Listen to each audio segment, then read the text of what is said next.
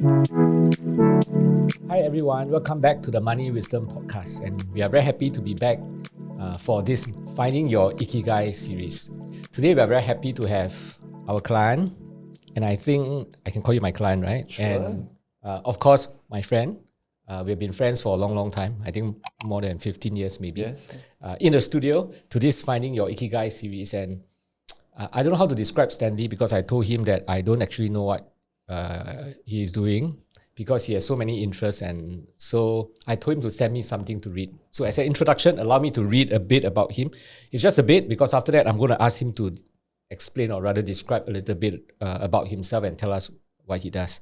So for Stanley, after 15 years navigating high-stakes financial markets with firms like JP Morgan and UBS across different parts of the world, London, New York, and Singapore, he transitioned to a more purpose-driven path. And I stopped for a while because it's not as if he stopped doing the finance stuff, but he's doing something right now that he really believes in. So now, as the founder of Sage Capital and Mindful Circle, he's committed to helping organizations, individuals, and communities cultivate resilience, clarity, and sustainable growth. So who is Sage Capital? So Sage Capital partners with leadership teams to support strategic decision-making and intentional leadership. I like this word, intentional. Intentional leadership necessary for sustainable growth and long-term thriving. Mindful Circle is a not-for-profit, I beg your pardon, not-for-profit social enterprise, brings mindfulness programs to communities and workplaces, fostering compassionate and resilient cultures. Okay, I'm finally done with this reading. So, welcome, Stanley. Thank you very much. Okay, so I'm going to ask you to maybe share a little bit about yourself, maybe share with us your career history, share a bit about your family, and what you are working as now. I know that you started out being trained as a lawyer. You went to Cambridge and then you did a law degree. But you never practiced, right? No, I didn't practice. Yeah. No. So what happened after that? Tell us a little bit about how come from legal training you decided not to be a lawyer and then you go and do what you did. Yeah, just tell us. Sure. Yeah. Well, thank you for having me, Chris. I would say so I grew up in Malaysia, and I had the opportunity to study law in the UK, which was amazing. But actually, in the final year of studying law, there was difficulty, sort of the Asian financial crisis, difficult times back home. And so family had some financial difficulties. Okay. And so at that time, I sort of wanted to make a choice of really contributing to the family. So I asked around, I said, where is a place I can make money the fastest? And that's it, that's the priority, to help finance the family home, etc. And people told me investment banking, and in particular in the dealing room, and in particular derivatives, because again, high risk, high reward. And so I moved in there, and so I never practiced. I had actually a training contract to become to take on the articleship to become a solicitor in the UK. But wait, but you did finish the degree. I finished the degree. After that, I finished law school as well for a year. Right. And then you're meant to go on if you want to be a lawyer, Okay. to have your articles. Okay. And I had secured that, but I gave that up to go into banking. And indeed, it was a place where you could make money faster if you, if you work hard. Did you stay in UK to do the investment banking? I mean, Yes. I mean, we know each other when you were still in UK. So that was, you continue on. That's right. So After for the your next degree. 15 years, I was in investment banking, splitting my time between generally UK and Singapore, sometimes New York as well. Okay. So what do you do? I mean, banking, besides, were you always in investment banking from UK and you came back to Singapore? Were you always in banking? Depends on how you define it. I would say the core is I've always been involved in some form of financial engineering. So how do you package or put together financial instruments in order to achieve a risk-return objective of a client? So it's more like solutioning for large investors. Right. Any regrets that you never managed to practice law and instead went to finance? No regrets on that front. And I think law gives you a lot of skills that are useful and transferable. So I think the ability to think relatively clearly and write in a way that is sort of principles-based. It's really helpful. And it's actually helped me in my life a lot. So no regrets at all. Yeah, but some people when they do a degree, I mean, not everyone, but some people when they do a degree, they have a purpose in mind. Some people want to be a lawyer because they want to treat patients. Some people want to save the world, right? So when you decided to study law, was there like a purpose and say, no, I want to be a lawyer because I want to defend, the criminals or the innocent, and then now that you didn't get a chance to do it, some form of regret? No, nothing? No, I guess I came from a fairly traditional background where, if you're smart enough, you become a doctor. If you're not that smart, but you're kind of good at talking, then be a lawyer. Well, then I'm very stupid because both I don't qualify. Shucks. Okay. So it was one of those where it felt like the appropriate path to take. Okay, so it's not something like you wanted to be a lawyer because it was an aspiration. It was just something good to do. It's a good degree to do. Of the multiple choice options of medicine, engineering, or law felt the sort of most natural. So after that, it's all, you mentioned it's all some form of financial engineering. What are you doing now that is related to financial engineering or finance? Again, I like to carry on that same way of thinking in terms of principles and underlying skills. So directly, very little. So what I'm doing now, I don't sort of directly get involved in building financial contracts and products. But the thinking of understanding needs, looking at options, structuring them in a way that makes sense, I think is still there. So the legal training, the financial engineering training carries on, but just in a different context. Yeah, so that might sound very vague for people who are listening to this. You are still involved in the financial industry. I know you're running a consulting practice, consulting financial services firm. Talk just a bit about what do you do to help these firms? Yeah, absolutely. Yeah, so I think indeed, so I still work with large financial institutions to support them in maybe strategy or risk management, some of the fundamentals of banking. And indeed, in order to be able to support them, there is a need for clear thinking and technical knowledge. Right. But I see that as the foundation. I think what I try to bring, or my company brings, that is a little bit different, is that deeper understanding of motivation, capabilities. So it's very easy to say, I want to break into China, let's say. And there will be the kind of smart goals related to that. How much, when, etc., the plan. But actually, there's also intrinsic goals that are important. And so we spend a lot of time understanding the deeper intrinsic goals as well, so that the final plan can come together. Maybe I can give a more sort of a practical, sort of individual example. Let's say, even with me, right? So let's say, I would like to lose some weight. Let's say my smart goal is I want to lose 5 kilos by X month. That's helpful to measure, but that doesn't really influence motivation, keep me on track, etc. But if you go deeper and say, what is the intrinsic goal behind or beneath the SMART goal? Some people might say, I want to lose weight because I want to look good, or I want to lose weight because I've got this party to attend or whatever. In my case, I want to lose weight to have sort of more energy. And so it's very possible to meet the SMART goal but miss the intrinsic goal. So I could eat very little and lose 5 kilos and feel very tired. So in that sense, if lied to organizations, it's the same. We may accidentally meet the SMART goal but miss the intrinsic, and that's more important. So a lot of what I do is try to look at both and in a very coherent way. Yeah, so you bring both parts, I suppose. You bring value to a big financial services firm. You bring the strategy part. You bring the risk management part. Those are, I would call it the technical stuff. Yes. Right, but at the same time, you bring to the organization the intrinsic stuff. Yes. Hopefully with that, that helps the organization achieve the goals better. Yeah, absolutely. How many people in your firm right now? On the consulting side, between 20 to 30. That's pretty big. And they are not just in Singapore, right? They are mainly in, sort of spread out in Southeast Asia, mainly in Thailand. Tell us a little bit about your family. How many kids you have? How old are they? Where are they now spread all over the world? Not spread yet, beginning to spread. So I have 3 kids. they're all late teens already. So the eldest is now in the UK. Studying for... She's studying human sciences. Okay. In one of the London universities. The second one is just finishing A-levels now.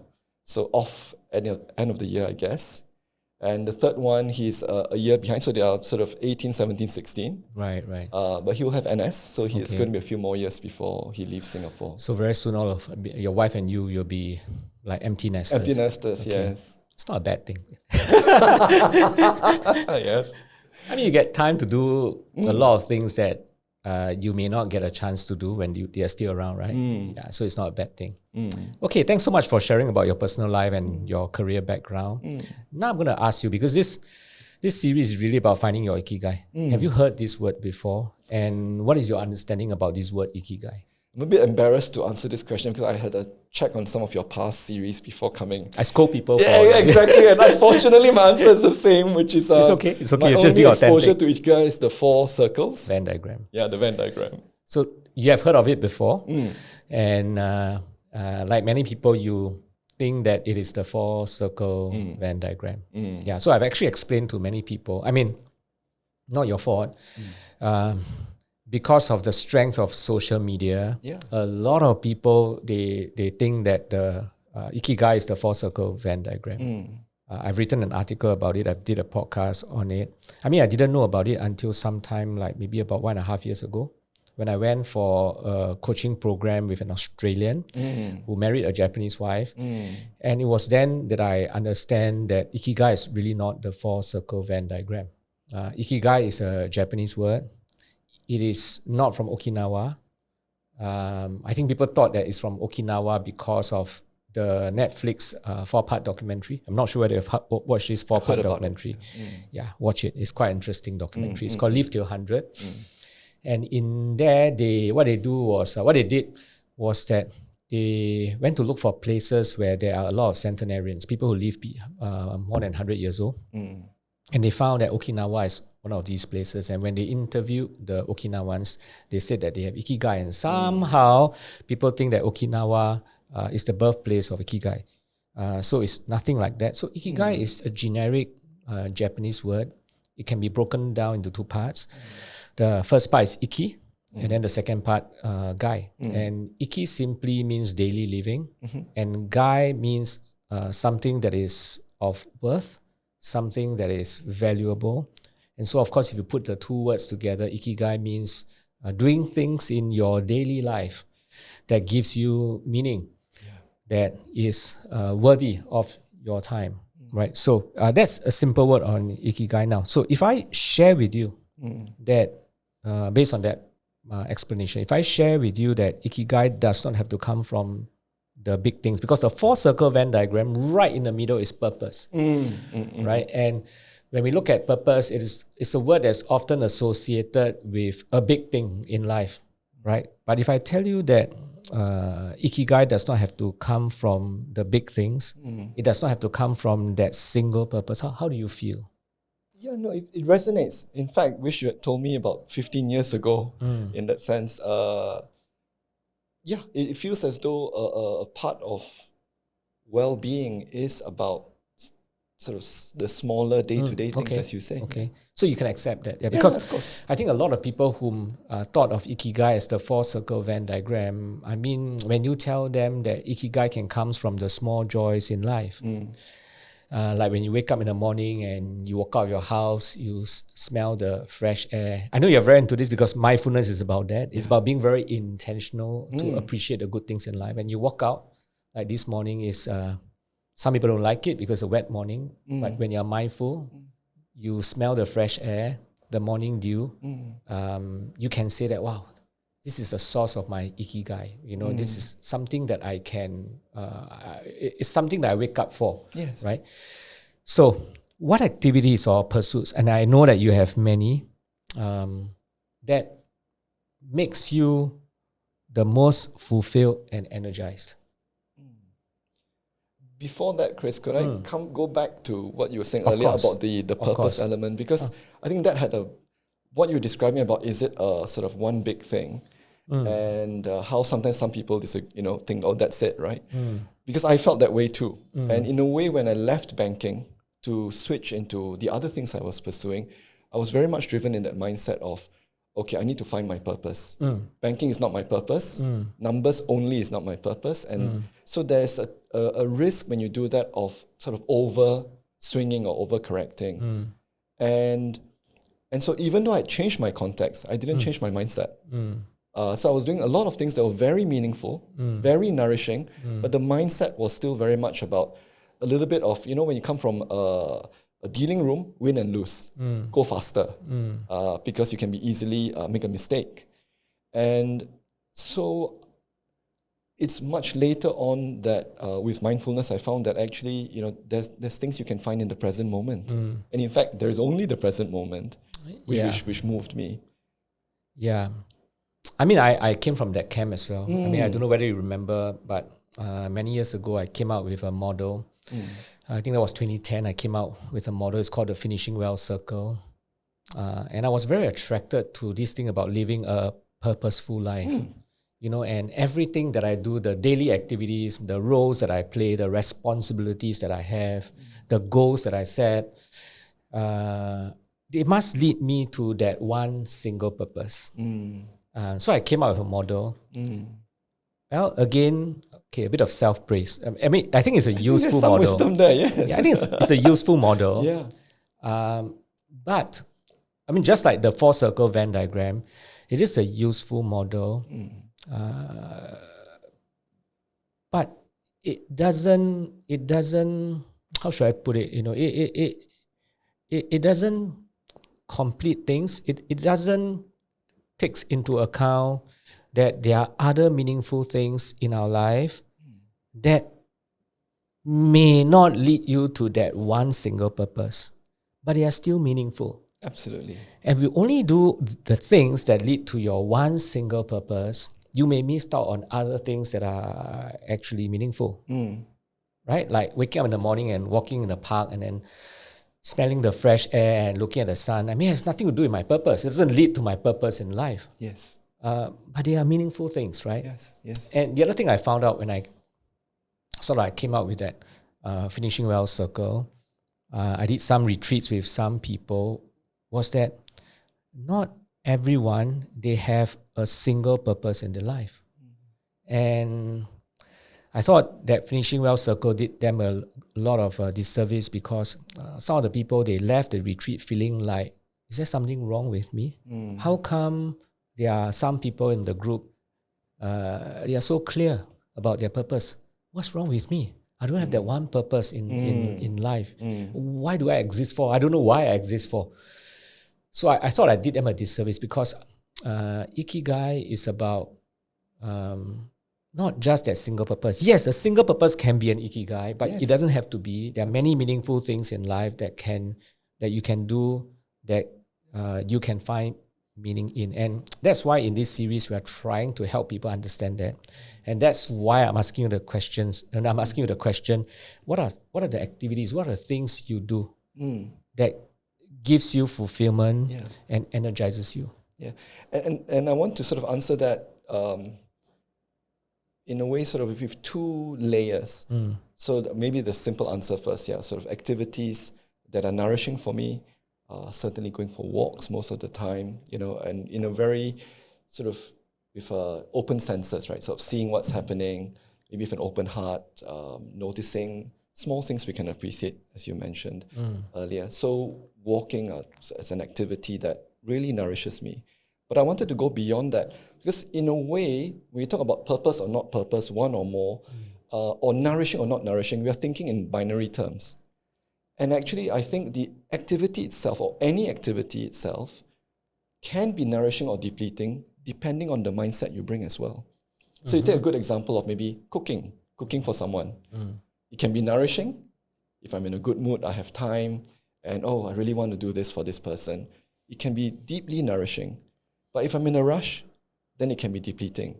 So what I've found that has been really helpful for me is to look beyond which activities, but whatever activities I'm doing, to approach that with a sense of this is interesting, or this is something I like to do with a little bit of intentionality, the word we've been using earlier.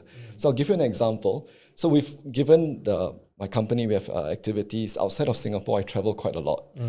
And there was a time when I was flying every week overseas and back, Tuesdays to Thursdays for many years. And sometimes I come back on a Friday and I'll be driving the car and say, oh, the petrol tank is down, low, almost zero. And then my mind will be thinking like, come on, every day there's so much time, why can't somebody else, my wife in particular, why can't you, top up the tank? So I'll be very uncharitable in my thinking. It's like, I'm working so hard and all and this. I come back and I gotta go and top up the tank. Exactly. And then, Simple we have job young, like this I must do. Exactly. If you have young kids, why have you run out of petrol in the middle of the highway? So it's very easy to hold that uncharitable view. Again, because, you're a bit tired, a bit moody. But over time, I realized that, again, if you approach it with a bit more openness, a bit more of an open heart, say, well, actually, I do very little to contribute to my household on weekdays. I don't help with homework. I don't help with anything with the kids because I'm overseas. Actually, topping up the tank is a very small thing to do that can contribute. And it's not something you kind of lie to yourself or you psycho yourself to believe. You have to open your heart and see what is there. And that was there for me. And once you accept that, it's actually quite fun. Oh, is the car, when I get home and say, I want to pump the petrol. And so I'll be disappointed if the petrol is full, the tank is full. So I'm not saying you psycho yourself, but really if you approach things as this is not good or bad, this is just this. And what I bring to it from maybe my bad mood coming in, the phone call I just had, or the meaning I give to it can change it to be something more meaningful. Yeah, okay. So I'm trying to understand what you just said because my question really for you was what are some of the activities and the things that you do that will make you fulfill and energizes you, right? And what you are saying is that even something like topping up your petrol. I mean, most of us will not think that these things that you do, they are meaningful. I don't think I've heard of anyone saying that, when I go to the petrol kiosk and pump petrol, that's my ikigai lah, Yeah. But what you are saying is that it can nourish you because you found a reason for doing that. Because that is that little contribution that you can make for your family. Because you don't contribute a lot during the day, but because that's the thing that you can contribute. Doing that activity actually will find meaningful and nourishes you and energizes you. You get excited about doing those things. Absolutely. That's quite a fresh perspective. But beyond these things, are there other things, activities that you do that you find very energized? I mean, like when you go to work, the finance work, do you find energizing? I know right now you are doing this thing called mindfulness, which we're going to talk more about it later. Sure. Do they energize you at equal level or different level? I think, different and at different times. The same activity can be very different level of nourishment or depletion depending on how you're feeling. So if you want to talk more about sort of the traditional work activities, for example, I actually I can enjoy in the right moment, in the right mood, building spreadsheets. Okay, right? I hate that. I don't like it. Yeah, I love the idea of ordering and structuring things so that they can make sense to the next person. So when I build a spreadsheet, I don't look at it purely as building a spreadsheet. It's like, how do I write this in a way that my client can understand it and will use it to find fresh insight. So again, there's more meaning injected into the actual work because there's a hope to connect to the next person. Hope I'm not sort of running away from your question. That's a genuine answer. No, it's just that you are very different. I think most people try to find meaning in the things that they do. But what you are trying to do is that you are trying to inject meaning into the things that you do, even though the activity might not be very meaningful. Like topping up petrol. Yeah, but not in a forceful way, right? In the sense that, as I said, I think it's kind of the open-heartedness. Like right now, if I take a moment and just sit here, there is a sense that there is somebody right now doing something that allows me to be here. Perhaps my wife, perhaps someone in the office. So there's a lot of gratitude that is available if we take a moment to pause. And that gratitude then opens up I'm so happy I'm here. It's nourishing. And of course, our friendship for a zillion years. That's something that I hold as well. Hi listener, we hope you are enjoying this episode and podcast series so far. At Providend, we have been sharing our thought leadership content through various mediums beyond just this podcast. If you are interested in knowing more, check out the link in the show note to subscribe to our newsletter today. Thank you, and let's get back to the episode. Because I've known you for a long time, would you say that you have changed ever since you found mindfulness? Because in the past, were you like that? See, you might be a better judge of that question. My own view is, I think things have evolved. And sometimes you also go in circles, up and down. I would say mindfulness has helped a lot, not because of any dogma or principle, but one of the things about mindfulness is awareness. It's just noticing. And I think when you can see so much more, suddenly the paradigm changes, or what is important changes. Yeah. I mean, I'm like, I don't know what other questions to ask you, honestly. Okay, because no, and it's in a good way, because it changes my sort of like stereotype about Ikigai, because when we teach Ikigai, we are always asking people to look for their sources of Ikigai. The things that they do that they find meaning in. Yes. And so people will typically find the things that they like to do, the things that they can add value to, things that are interesting. But I kept hearing from you things like, things may not be interesting. For example, topping up petrol. I mean, they are generally not interesting to most people, right? I have to drive to the petrol kiosk and top up petrol in the middle of the night. Building spreadsheet. Well, not everybody enjoy building spreadsheet. But for you, you try to find meaning in the things that you do, and you inject the Ikigai. That thing is not your source of Ikigai, but rather you inject Ikigai to the things that you do, everything that you do. And in a way, you said that mindfulness has helped you a lot to discover that. So is there something in your life that, some people, they have that single purpose, that sense of mission, that calling, the Chinese call it 使命感. Do you have something like that in your life, that one single purpose that you want to pursue? I think it's hard to say as one single purpose. Perhaps I guess there's an intention or a wish. I think there are certain things I have learned in life that have been helpful for me. And especially those that are more evidence-based. So I've also studied quite a lot and trained quite a bit in different areas, including mindfulness.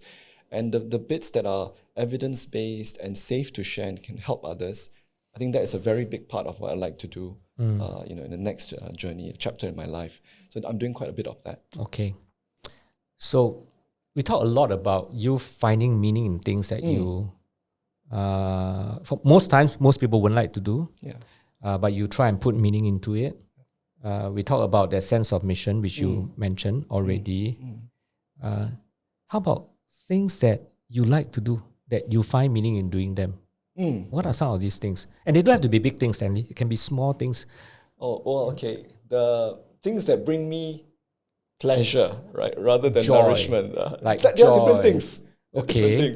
No wonder you're a lawyer.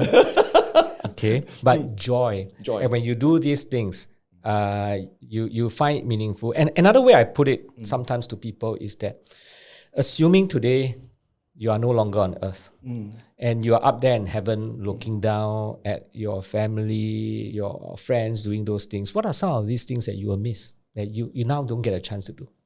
Yeah.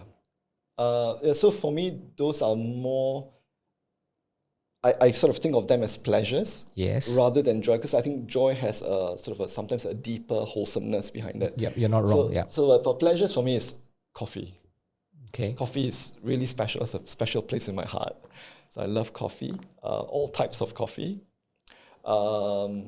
And I guess also getting lost in some musicals. I like musicals as well. So these are activities that I would really enjoy doing. Coffee, I drink a lot. And musicals, especially the ones in London. Spending time with friends? Of course. But But again, over time that has shifted for me, if I'm really honest about it. So yes, I love the energy and sort of connection on a social gathering. Over time, though, I realize, or I feel that I've sort of drifted towards connecting back to a little bit of meaning and sort of going in the same direction. So the kind of conversations about well-being, supporting others, those really move me a lot. So coffee, and it may surprise you, but coffee can be a source of ikigai. Okay, so the Japanese believes in that, right? That a small thing like drinking coffee can be a source of ikigai. It doesn't have just to be the big things. Do you anticipate like activities? You know, some people do you have a sense of anticipation for a certain activity? Like when you wake up in the morning, you look forward to doing something. Are there things like that? Yeah. Most of the things I'm doing are now like that, right? Because over the years, I've been sort of making careful choices about what I do. Absolutely. I wake up most days really excited about what's coming next. You'll start with a coffee, and then probably a bit of work related, again, the spreadsheet type work, and then lots of opportunities of connecting with others, which I also really enjoy. So in some of the meaningful things that you like to do, do you find that you have to make certain personal sacrifices to do them? You have to give up, make a certain trade-off? Because some people, they have to make sacrifices. If they want to do this certain thing, then they have to give up some things. For example, you mentioned that you go overseas a lot because a lot of your work is done with overseas clients, right? Yes. And you find meaning in the work that you do with your clients. But the trade-off would be lesser time at home. Yes. Some of the sacrifices are, besides my example, are there any other sacrifices you have to make? Financial sacrifices? I don't think so, but I'm just asking, are there any sacrifices that you have to make? I'm sure there are. A lot to do with time management, right? So less time with family and friends in some cases when I need to be overseas. And I really hope I'm not trying to be sort of overly positive. I'm trying to give a balanced view here, but also a genuine reflection of what I've been through. What I've found has been a very unexpected side effect, side benefit. So rather than, there are trade-offs. I'm sure there are trade-offs. Time with loved ones, etc. But there's also been an unexpected benefit where working on A has helped with B. And I'll give you some examples, and you are privy to this because you watched this over the last 10, 15 years. So there was a period of time where I learned coaching, and I was really working a lot with young adults to help them find where they want to go next. Yeah. It was a not-for-profit as well. And that was the intention, help others, etc., etc. But a side effect was that practicing listening, practicing earning the trust of a teenager translated incredibly well into a banking environment. So when I go back into a bank as a consultant, I seem to have more tools and a sort of a different energy of a bit more patient. Because you can't tell a teenager to listen to you. You can't tell a teenager to, because of who I am or what I've studied or whatever, you have to do it. And so that approach really helped. So what I've actually found is that being gentle with what you pursue, being open about what you pursue, can lead to additional benefits you didn't expect. And same with mindfulness. I approach mindfulness purely for my self-improvement or self-care, but it has really helped with other aspects of my life and business. Yeah, I mean, since you talk about mindfulness, maybe we can go to that area. Maybe you explain to all of us what is mindfulness. And then I know that you set up something called Mindful Circle. It's a not-for-profit social enterprise. And I'm just reading whatever that's on your LinkedIn page, right? Created to bring evidence-based mindfulness practices to the workplace and community. Right, in an accessible and sustainable way. So maybe you first explain to all of us what is mindfulness, what is Mindful Circle, and why is this, I'm sure it is, why is this your Ikigai? Why do you so believe in it? Absolutely. So again, lots of different variations and sort of interpretations of mindfulness. The one I will describe is the one I have learned. So it is secular, evidence-based. A lot of that comes from research around the world, particularly Oxford University, where I've studied further into mindfulness-based cognitive therapy. So mindfulness in that context, or a very commonly used definition, is like paying attention on purpose in the present moment. That is kind of the what. We're paying attention in the present moment on purpose. It sounds like really a not life-changing sentence, but as opposed to what? It's as opposed to not paying attention. Very often we are so busy, we are autopiloting. We're going from task to task, running around. Certainly, many of my flying days, we are running really quickly. And we stop paying attention because we can drive somewhere and don't even realize we drove there. Or we can speak to a loved one and forget the conversation because it was half auto, because we've had that conversation before. So it's the paying attention on purpose in the present moment, because again, the mind tends to think about the past or plan for the future. Very helpful and important. But if it's all the time, we lose something. And I think that connects very well to Ikigai, of really enjoying that everyday thing.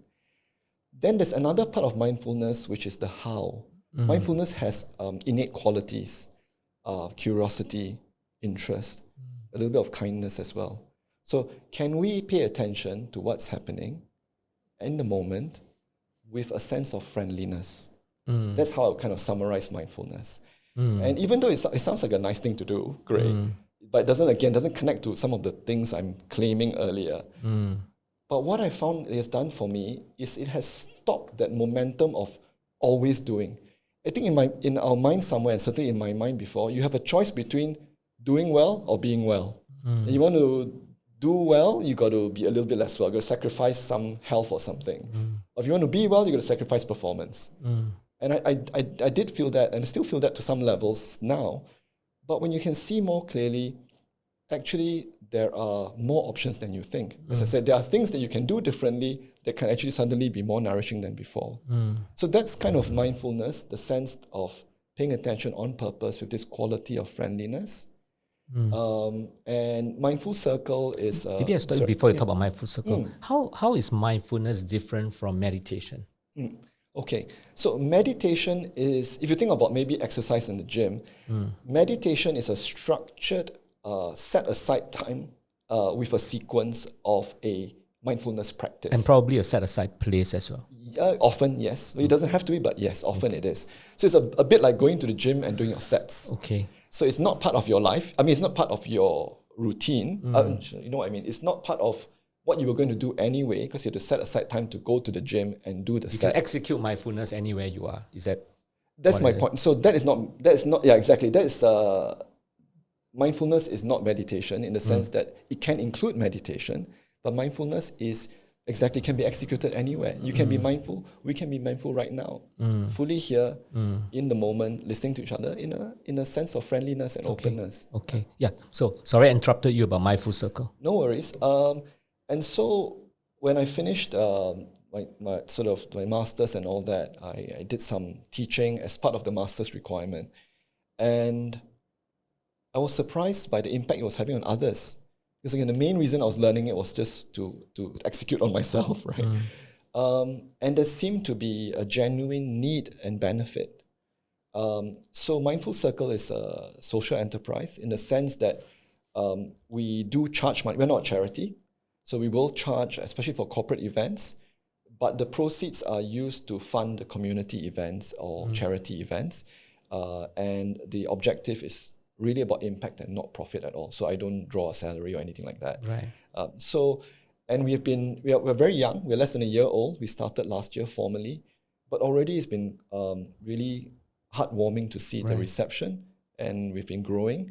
And very recently, this year in January, it's been a really big honor to be recognized as an official partner of Oxford Mindfulness Foundation. I see from your website that you have quite a number of people with you already doing this for other people. Maybe can you share with us some of the programs that you are doing in different forms, different type, how long these programs are and all that?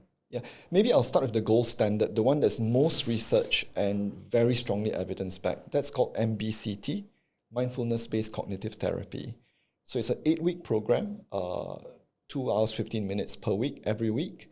And it's done in a group format. And it's a combination of practicing certain sort of awareness techniques, etc. A bit of inquiry, meaning the teacher might facilitate some discussion.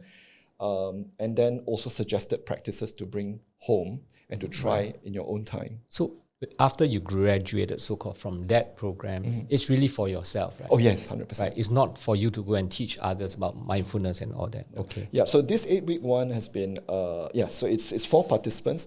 Actually, it grew up, it started more than 30 years ago as an intervention, it's a clinical intervention at the time for people at risk of recurring depression. Oh, I see. So it comes from a clinical background. I see. So their protocols are quite clear and it's very carefully researched. And over the last 2-3 decades, there's more and more evidence on its benefits. And in fact, there's one study that has shown that the benefits are no less than antidepressants. So this program is designed by you, or it's actually like a program that is from Oxford? Or It's a sort of a program that's well regarded globally. I see. And Oxford has a strong research capability and a foundation to disseminate it more widely. Right, but you're teaching it now. I'm teaching it. People don't have to go to Oxford and do it. They can do it in Singapore. And do it in Singapore in person. There's also online with Oxford as well. I see. Okay. So that's the biggest one, and that is the most established one. Okay. And then there have been variation over the years to make it more accessible to different demographics. So there's a 6-week version, which was driven off the Finding Peace in a Frantic World. That's a best-selling book, and talking about, just really mindfulness for anyone. So not just in a clinical context, right? And even the 8-week one has been extended to also have mindfulness for life. So there's an 8-week version, a 6-week version, and there's an introducing, which is a 3-week version. So there are a range of things available depending on how much time people And I have. know we are doing something with you, later part of the year. That is a shorter version. You want to talk about that? Yeah. And in fact, as a coincidence, it connects really well with Ikigai. So what we've had is we went back to interview past participants to really understand what's been helpful, what they have practiced many months or even years on. And the answers that came back were very similar. Over time, we could sort of see a few clusters forming.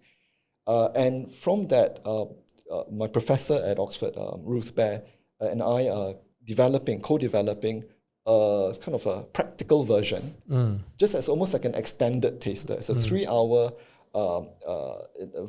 offering called Seeds, SEEDS. And these are 5 elements that we found people benefit from. And so it's really mindfulness starter for very busy people. Right. And the whole point of it is that you should be able to do this as part of your daily life. Just to give you the first 2, I won't go through all 5. Right. The S, starting with intentions. So the idea that actually very often we run around, I wake up, I don't start with intention, I wake up and I do the first thing, or I think about my to-do list. And starting with intentions helps you set the tone for the day. And sometimes a bit like a prime. Then you're like, my attention is to be maybe to notice, suddenly your antenna is a bit wider open sometimes. So there's something you can do and doesn't take even half an hour, right? It's just set an intention. And the first E is embracing in-between moments. The idea that we tend to think of our day as a series of highlights. Meeting Chris at 10, lunch at 12, something at 3, something at 8. And I kind of focused on prep, do. But actually those in-between moments are valuable. So when I got here earlier, there's an in-between moment. So why not take that and nourish myself in that?